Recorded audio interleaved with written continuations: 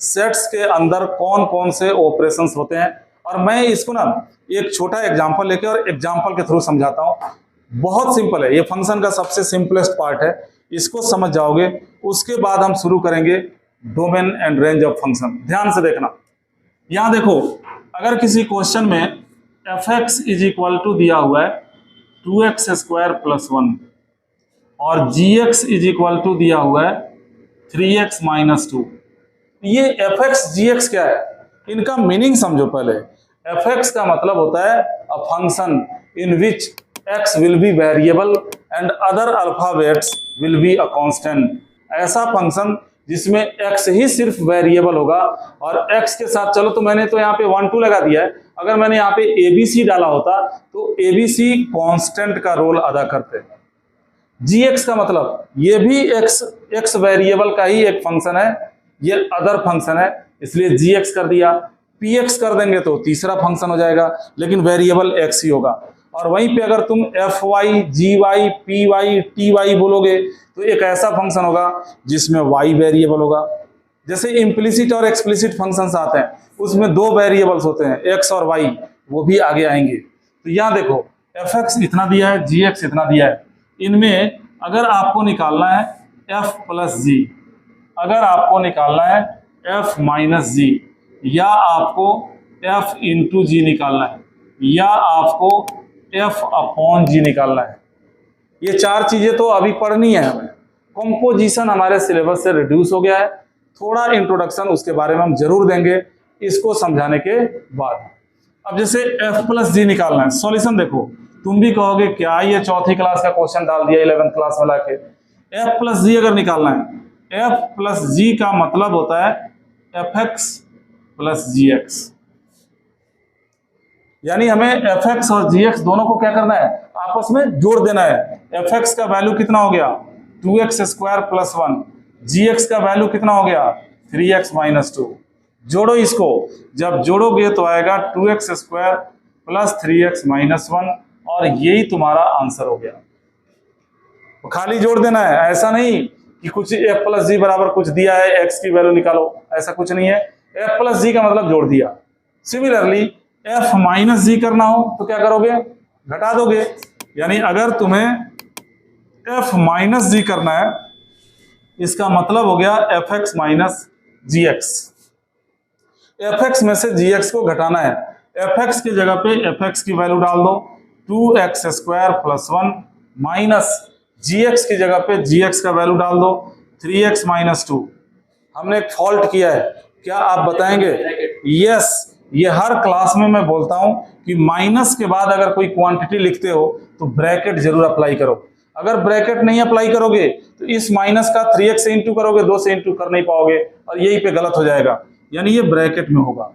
अब जो कैलकुलेट कर लो, 2x square plus 1 minus 3x plus का 2 हो गया, यानी हमें क्या मिला 2x square minus 3x plus का 3, ये हमारा आंसर हो गया।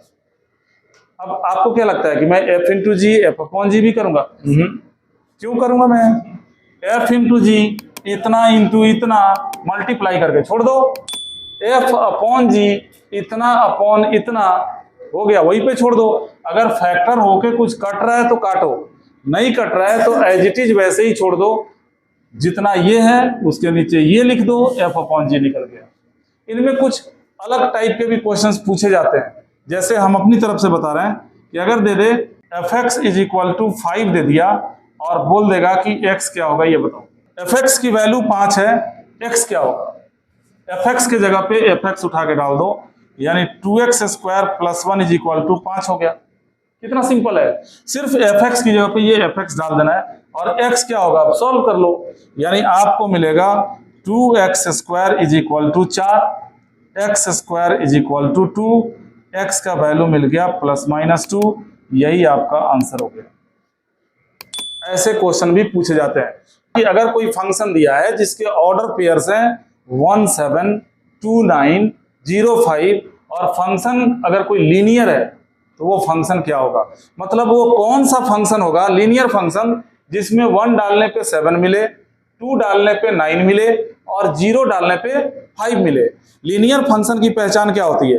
वेरिएबल का पावर एग्जैक्टली 1 होता है। हमने क्या किया, ये लीनियर फंक्शन लेट कर लिया, F X is equal to A X plus B.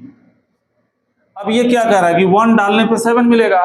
डाल के देखो, x की जगह पे 1 लिया हमने, f1 1 जब डालोगे यहां भी 1 डालोगे, a इंटू 1 a हो गया प्लस का b, और 1 डालने पे क्या मिलना चाहिए 7, बराबर डाल दिया 7।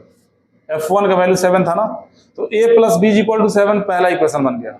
अब इसको यूज करने के बजाय इसे यूज कर लो, क्योंकि 0 है और जहां जाएगा 0 वहां पे कुछ जगह खाली करेगा, तुम्हारा कैलकुलेशन आसान करेगा। तो जब 0 डाला f0, इसमें 0 डाला x की जगह पे, तो a इंटू 0 0 हो गया, प्लस में b इज इक्वल टू कितना हो गया 5। यानी इससे क्या मिल गया, b का वैल्यू मिल गया 5। इन्हीं दोनों इक्वेशन को सॉल्व करके a b निकालना है। इस b की वैल्यू 5 को हमने क्या किया, फर्स्ट में डाल दिया। ये फर्स्ट जो इक्वेशन है, b की जगह पे जब 5 डाला तो हमें क्या मिला, a plus 5 is equal to 7 मिल गया। 5 को इधर ले जाओगे, a बराबर क्या मिल गया 2 मिल गया।